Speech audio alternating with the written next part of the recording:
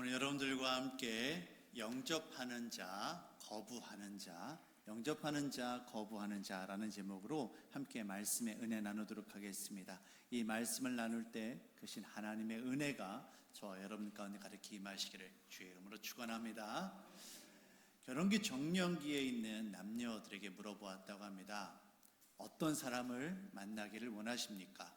당신은 어떤 사람을 좋아합니까? 라는 그런 질문을 했습니다. 여러 가지 답변들이 나왔습니다. 그런데 그 중에서 가장 높은 우선순위를 차지한 대답은 여러분 그것이 무엇이었을까요? 바로 나와 말이 잘 통하는 사람을 만나고 싶다였습니다. 내 마음을 잘 알아주고 내 이야기를 들어주고 무엇보다도 그런 표현을 하더라고요. 리액션을 잘해주는 사람. 내가 무슨 말을 했을 때 핀잔하거나 좀 이렇게 따지거나 이러는 것이 아니라 그랬구나, 얼마나 힘들었니, 그렇구나 라고 잘 이렇게 리액션을 해주는 사람을 좋아한다라는 거죠. 여기 계신 남편분들이요, 댁에서 사랑받는 비결 어렵지 않습니다. 그렇구나, 그거 한마디만 해주시면 됩니다.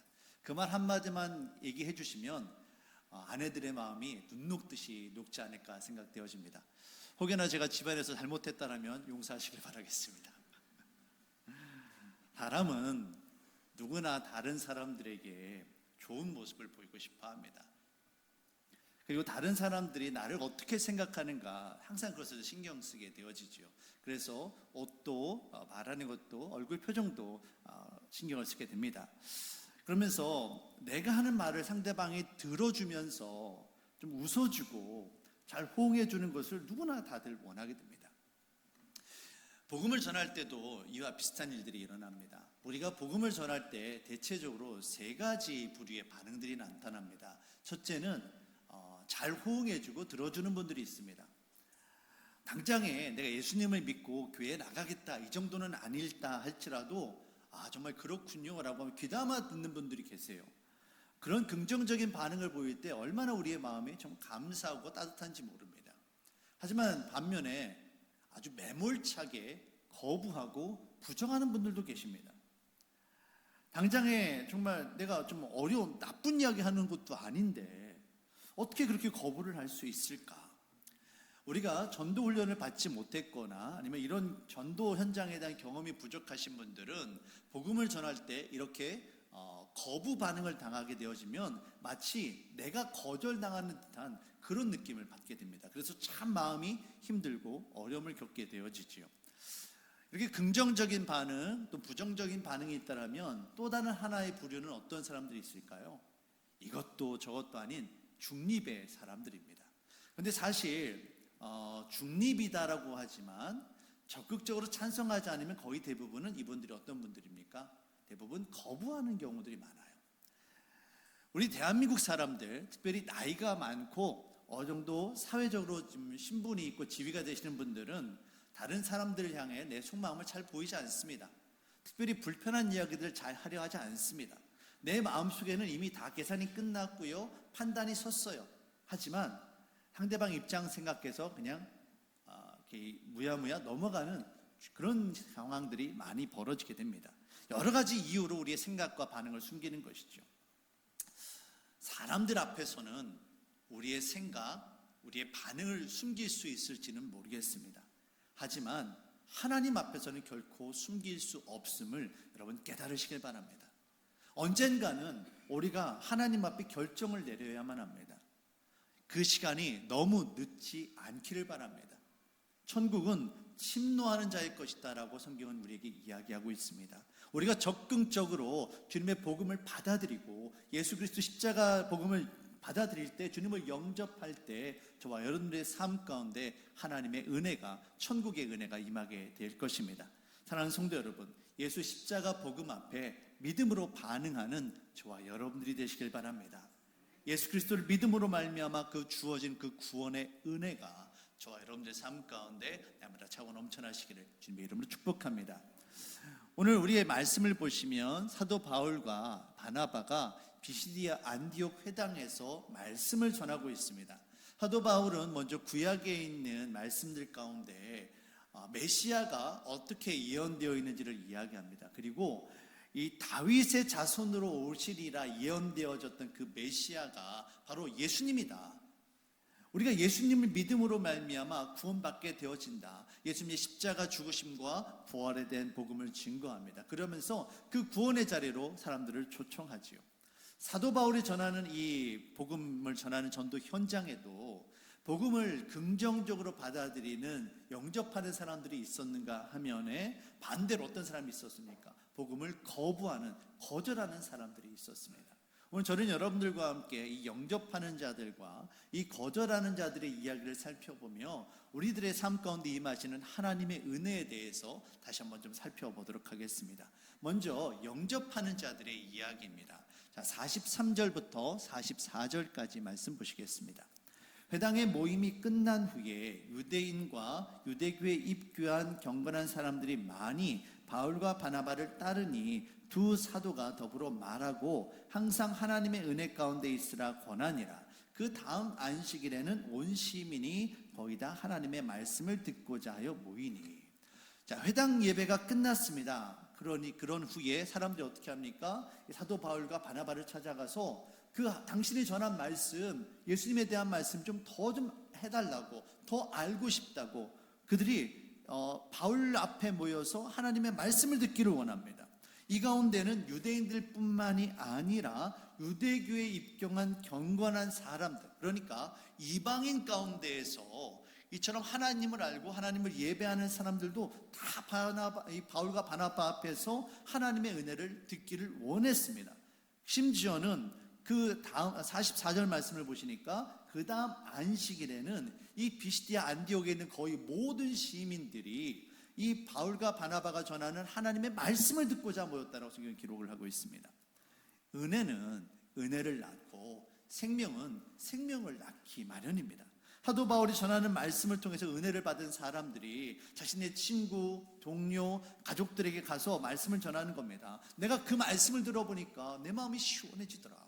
내 마음에 정말 무거운 짐이 있었고 어려움이 있었는데 그 예배 드리면서 말씀 드리면서 내 무거운 짐들이 다 내려놓아지더라. 예수님이 누구이신지 내가 깨닫게 되어졌고 어떻게 구원을 얻는지 내가 확인하게 되어졌다. 그러니 당신도 가서 한번 들어보자. 그들에게 자신이 경험한 은혜를 나누고 예수님을 함께 말씀을 드릴 것을 초청을 합니다.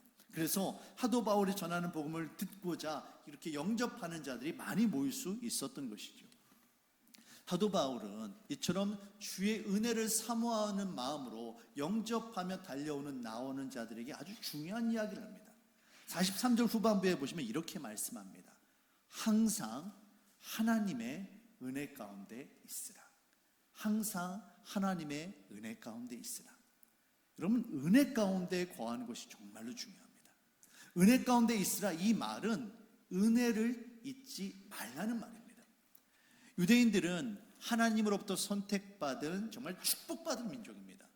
아브라함으로부터 시작해서 이스라엘 역사 가운데 하나님의 은혜와 사랑이 정말 차고 넘쳤습니다.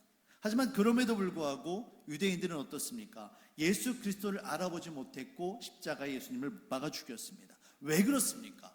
왜 유대인들은 예수님을 알아보지 못하고 예수님을 부인했던 걸까요? 그들이 바로 은혜를 잊어버렸기 때문에 그렇습니다. 은혜가 아니라 인간의 공로로, 하나님이 아니라 내가 주인 되어서 사는 인생으로 그들이 변해버렸기 때문입니다. 유대인들은 율법을 통해 구원을 받는다라고 믿었습니다. 하지만 율법에는 은혜의 자리는 없습니다. 오직 인간의 공로고 인간의 노력으로 의를 이루고자 하는 것뿐에 밖에는 없었습니다.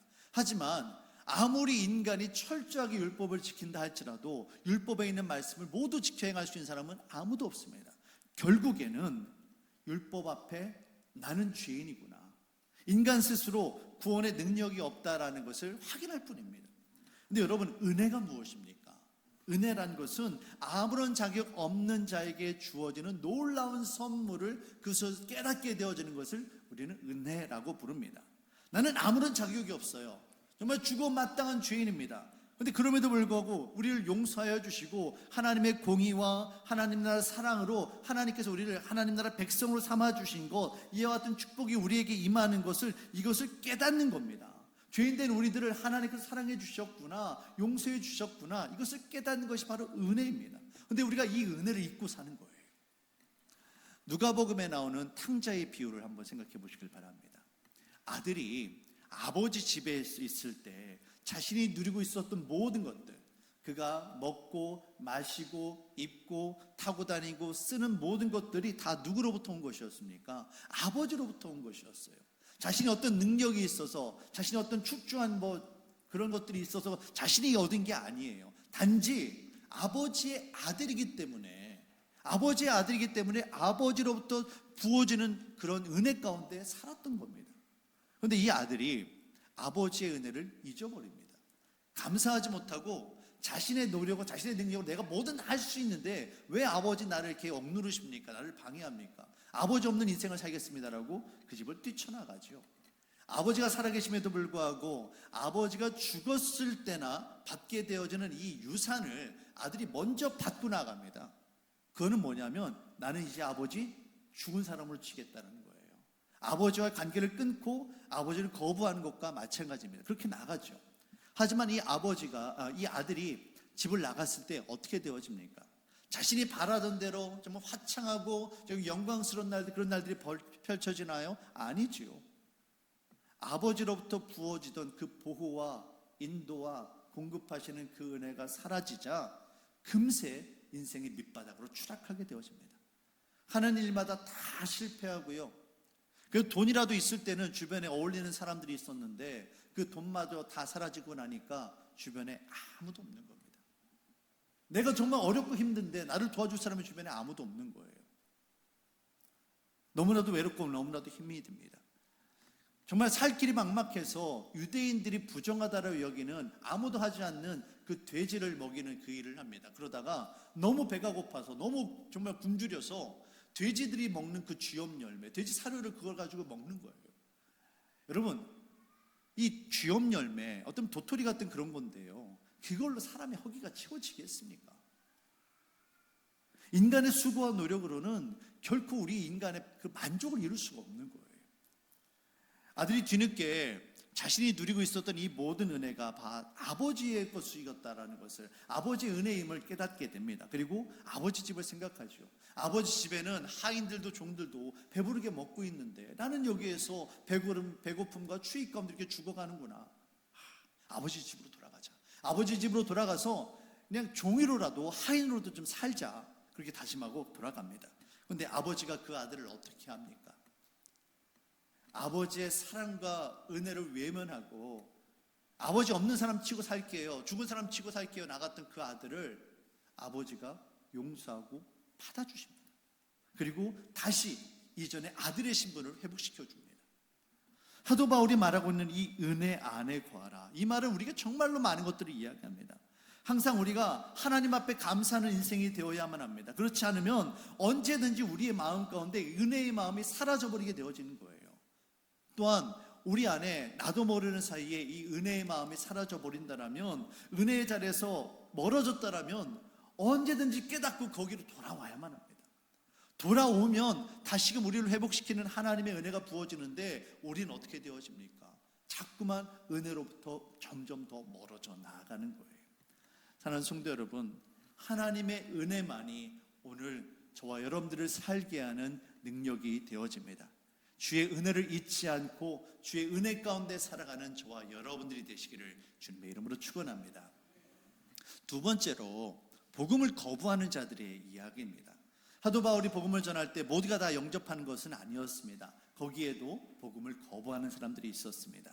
45절부터 46절 말씀 함께 보시도록 하겠습니다. 유대인들이 그 무리를 보고 시기가 가득하여 바울이 말한 것을 반박하고 비방하거늘 바울과 바나바가 담대히 말하여 이르되, 하나님의 말씀을 마땅히 먼저 너희에게 전할 것이로되 너희가 그것을 버리고 영생을 얻기에 합당하지 않은 자로 자처하기로 우리가 이방인에게로 향하니라. 좀 말씀을 좀 보실게요. 이 거부하는 자들이 있습니다. 그런데 이 유대인들이 그 무리를 보고 시기가 가득합니다. 이 무리가 누구일까요? 이 바울이 전하는 말씀을 듣기 위하여 모인 사람들입니다. 그 모인 사람들인데 거기에는 유대인들도 있고 유대인이 아닌 이방인들도 있습니다. 그들을 바라보면서 유대인들이 우리가 십자가에 못 박아 죽인 그 예수를 저 사람들이 따른다? 그리고 하나님 나라 백성이 된다? 이것이 마음에 안 든 겁니다. 그러면서 뭐가 가득하게 됩니까? 시기가 가득하게 되어져요. 그러면서 반박하고 비방합니다. 그러면서 스스로 어떻게 되어집니까? 하나님의 은혜를 잊어버리고 영생을 얻기에 합당하지 않은 자로 스스로 자초합니다. 내가 이제는 하나님의 은혜와는 상관이 없는 자로 살아가겠다라고 스스로 자초했다라는 거예요. 사도 바울은 다른 누구보다도 먼저 유대인들에게 복음을 전했습니다. 유대인들이 모여있는 회당을 찾아갔고요, 그 유대인들에게 복음을 전했어요. 그런데 하나님의 은혜를 잊어버린 그들은 예수님의 십자가 복음을 거부합니다. 그리고 하나님의 은혜를 버리고 영생을 얻기에 합당하지 않은 자로 스스로 자초를 합니다. 유대인들 가운데 몇몇 무리가 사도 바울이 전하는 이 복음을 반박하고 비방합니다. 반박했다라는 것은 반대했다라는 것이죠. 그건 틀렸다 아니다라는 거예요. 뭐 그럴 수 있어요. 그런데 그 다음에 비방입니다. 비방이란 말이 뭡니까? 거짓으로 헐뜯고 비난하고 깎아내리고 조롱하는 것을 비방이라고 부릅니다. 그들은 왜 이처럼 사도 바울이 전하는 이 복음을 비방했던 걸까요? 왜 헐뜯고 조롱할까요? 성경 무엇 때문이다라고 이야기합니까? 그들 마음에 가득한 시기심 때문이다라는 거예요. 그들의 마음이 시기심으로 가득했기 때문에 그들이 십자가 복음을 거부하고 비난하고 조롱하는 겁니다. 여러분, 이 시기하는 마음이 정말로 무섭습니다. 시기는 다른 사람과 나 자신을 비교하는 것으로부터 시작됩니다. 비교하는 마음이 내 안에 들어오면 우리 인간의 죄악된 본성이 자꾸만 이 시기하는 마음을 부정적인 방향으로 이끌어갑니다. 그래서 내가 가지고 있는 것에 대해서 감사하고 이것을 나누고 다른 사람들 축복하기보다는 오히려 반대로 이 시기하는 마음이 다른 사람을 향한 질투의 마음으로 나타나기가 너무나도 쉽습니다. 저 사람은 저런 은혜를 누릴 자격이 없는데 왜 어떻게 저렇게 누릴 수 있을까? 그러면 안 되는 거 아닌가? 이와 같은 시기와 질투의 마음이 우리 안에 가득하게 되어지면 이것이 말과 행동으로, 특별히 폭력적으로 나타나기가 너무나도 쉽습니다. 유대인들의 마음 가운데는 항상 이방인들을 향한 시기와 질투의 마음이 있었습니다. 율법을 행하지도 않고 할례를 받지도 않고 거룩하게 안식일도 지켜 행하지 않는 저들이 어떻게 구원을 받아, 어떻게 하나님 나라 백성에 대해, 이건 말이 안 되는 거야. 우리는 이렇게 나라가 망하고 로마의 지배를 받고 있는데 저들이 구원을 받는다고? 그건 안 되는 일이야. 자신들의 신세를 한탄하면서 반대로 이방인들을 향한 정죄하는 마음, 이것이 예수 그리스도의 그 복음을 거부할 뿐만이 아니라 이제는 그 복음을 전하고 있는 사도 바울과 바나바를 반박하고 비방하고 그들을 내어쫓고 폭력을 행사하는 일까지 확장되어지는 겁니다. 50절 말씀입니다. 이에 유대인들이 경건한 귀부인들과 그 신의 유력자들을 선동하여, 사람들이 거짓말을 퍼뜨립니다. 그들이 선동합니다. 그래서 어떻게 합니까? 바울과 바나바를 박해하게 하여 그 지역에서 쫓아내요. 은혜의 마음을 잃어버리면 그 자리에 인간의 죄악된 본성으로 말미암아 끝없이 솟아오르는 이 시기심, 그리고 질투심이 결국 다른 이들을 부정하고 공동체를 파괴하는 일들이 벌어집니다. 가인과 아벨의 이야기를 한번 좀 나눠보길 원합니다. 가인과 아벨은 함께 피를 나눈 한 형제입니다. 아버지 아담과 어머니 하와를 통해서 하나님의 은혜를 알게 되어졌고요, 하나님 앞에 예배하는 믿음의 사람들이었습니다. 그런데 어느 순간부터 이 가인의 마음 가운데 어떤 마음이 들어옵니까? 은혜의 마음은 사라지고 시기하는 마음이 들어옵니다. 하나님께서 아벨과 그의 제물은 받으시는데 왜 내 제물은 받지 않으시냐는 거예요.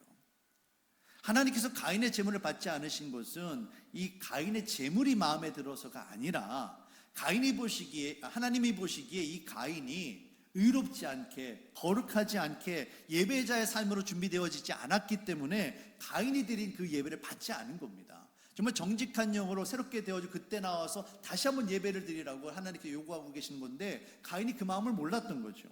그런데 하나님의 은혜로부터 이 마음이 멀어져 버린 가인의 마음 가운데, 자기 스스로가 중심이 되어버린 그 마음 가운데 아벨을 향한, 동생을 향한 시기의 마음이 들어옵니다. 왜 내 제물을 받지 않고 아벨의 제물을 받으시냐는 거죠. 맨날 들에서 양이나 치면서 냄새가 꼬질꼬질하고 정말 나이도 어리고 미숙한 저 아벨의 제사는 받고 왜 내 제사는 받지 않느냐라는 거예요.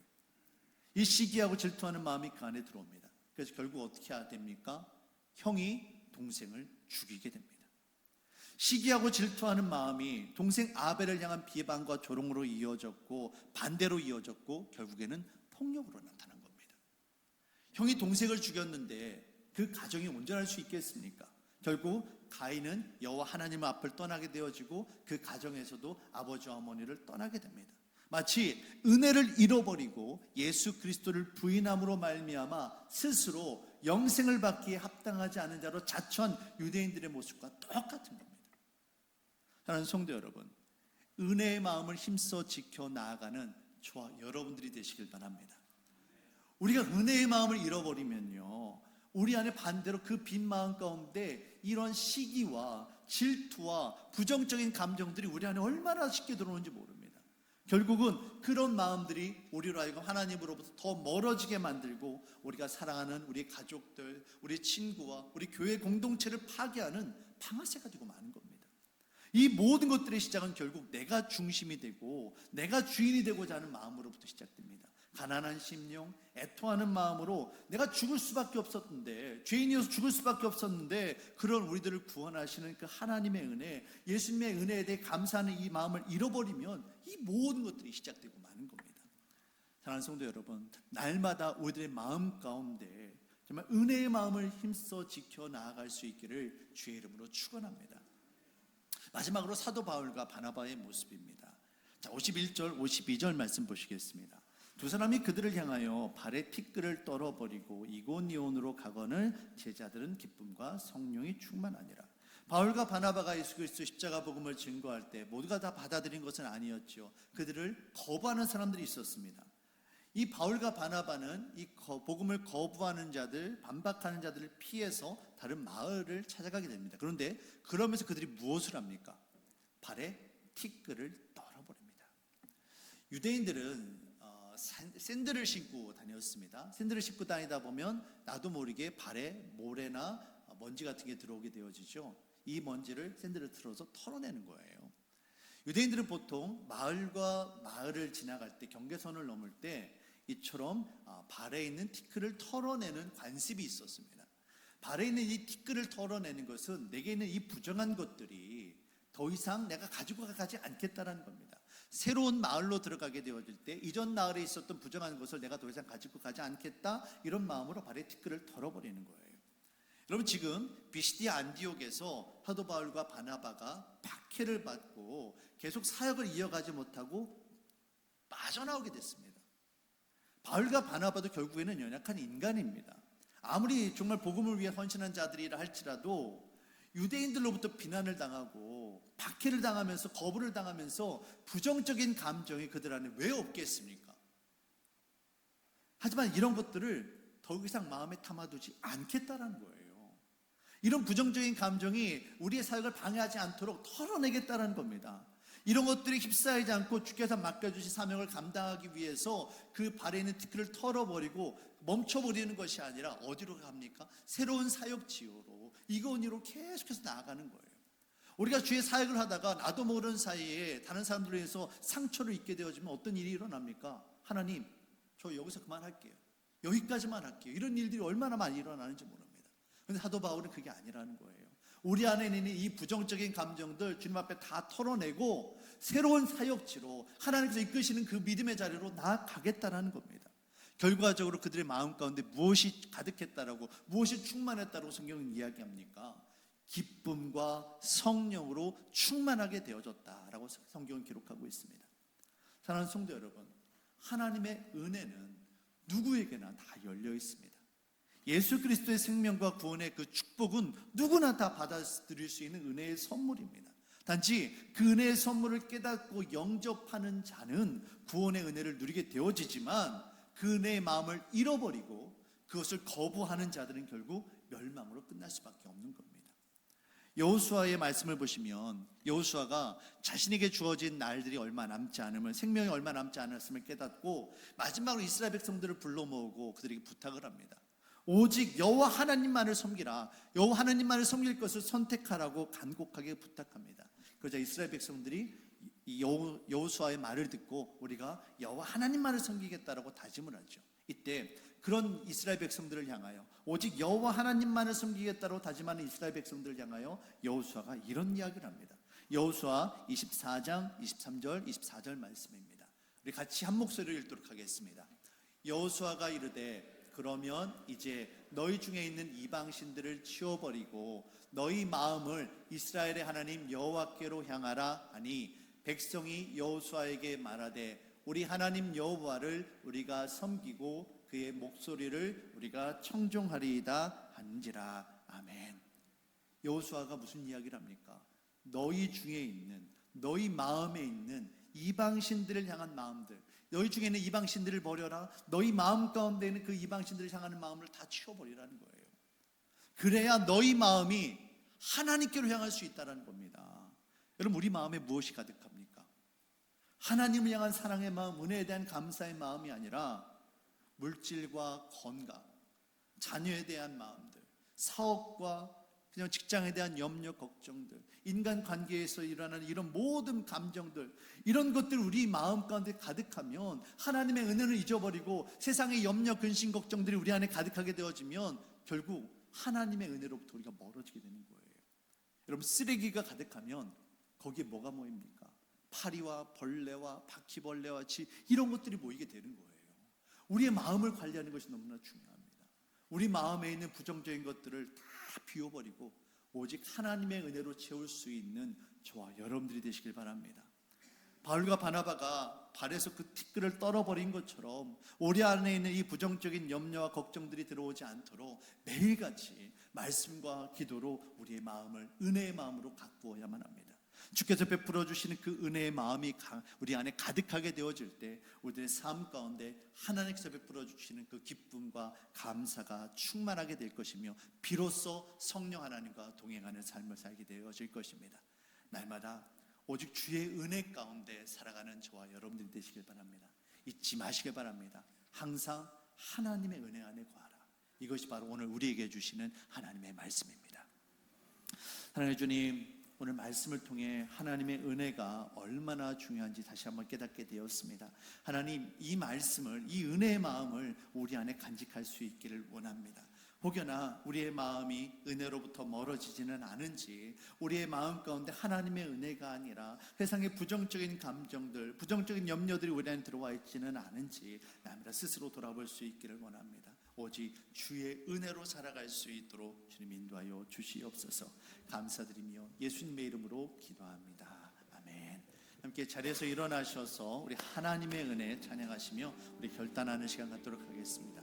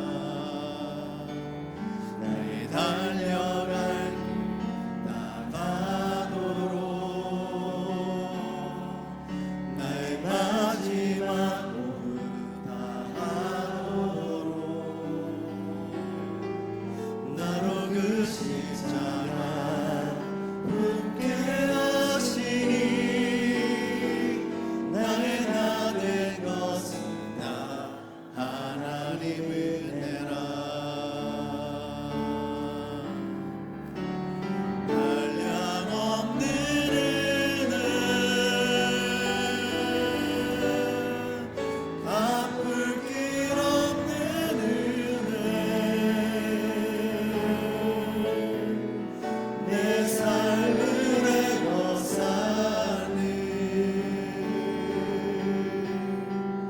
하나님의 은혜 나 주저함 없이 그 땅을 밟음도 나를 붙드시니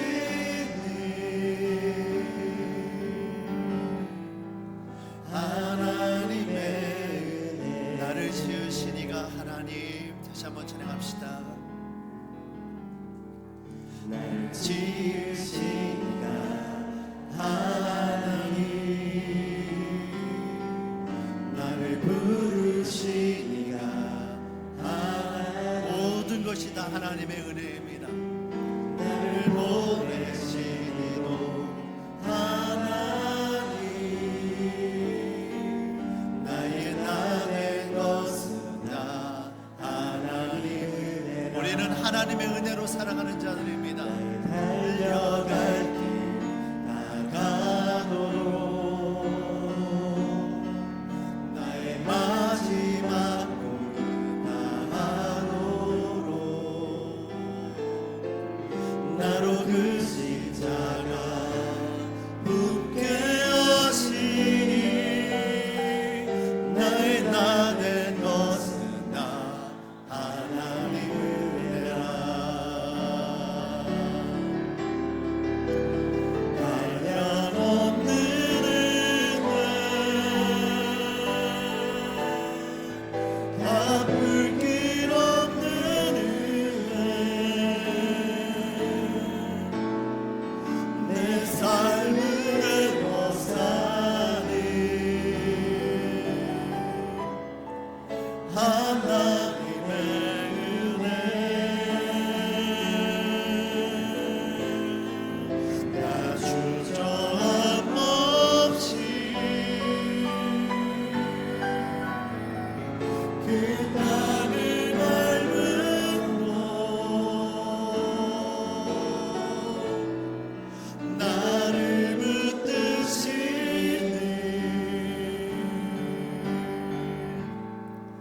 하나님의 은혜 한량없는 은혜 하나님의 은혜를 찬양합니다. 한량없는 은혜 갚을 길 없는 은혜 내 삶을 애워싸니 하나님의 은혜 나 주저함 없이 그 땅을 밟음도 나를 붙드시니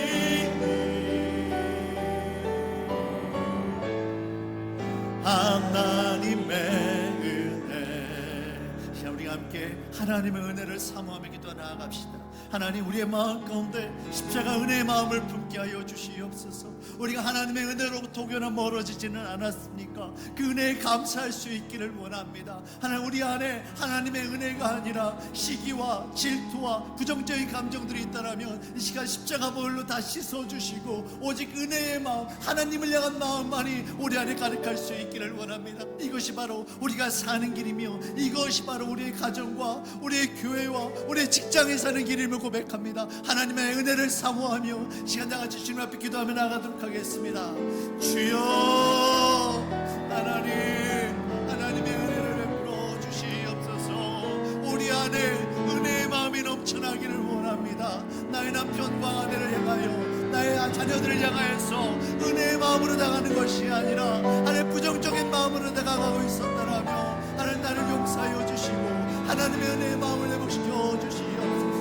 나를 향하여서 부어주시는 그 은혜의 마음을 우리가 잊지 않기를 원합니다. 그 십자가의 마음을 날마다 품으며 그 은혜 가운데 나아갈 수 있도록 성령 하나님 인도하여 주시옵소서. 나를 향하신 그 은혜의 마음이 우리 안에 가득하기를 원합니다. 나의 마음 가운데 시기하고 질투하는 마음들, 다른 사람들을 비방하는 마음들, 다른 사람 반박하는 마음들이 가득한 것이 아니라 하나님께 베풀어 주시는 그 은혜의 마음이 우리 안에 가득하기를 원합니다. 그 은혜의 마음이 가득한 것이 바로 하나님의 뜻이며 하나님의 은혜 가운데 살아가는 길을 고백합니다. 하나님, 우리의 가정을 살려주시고 우리의 직장을 살려주시고 우리 교회를 살려주시옵소서. 오직 주님의 은혜만을 사모하며 나아갑니다. 하나님 함께하여 주시옵소서. 우리를 향하셔 부어주시는 그 하나님의 은혜, 그 한량없는 하나님의 은혜를 사모하며 나가겠사오니 그 은혜를 우리 가운데 부어주시옵소서.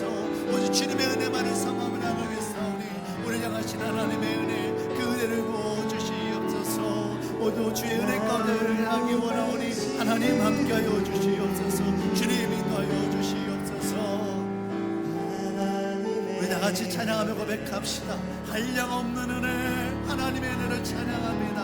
한량없는 은혜, 갚을 길 없는 은혜, 내 삶을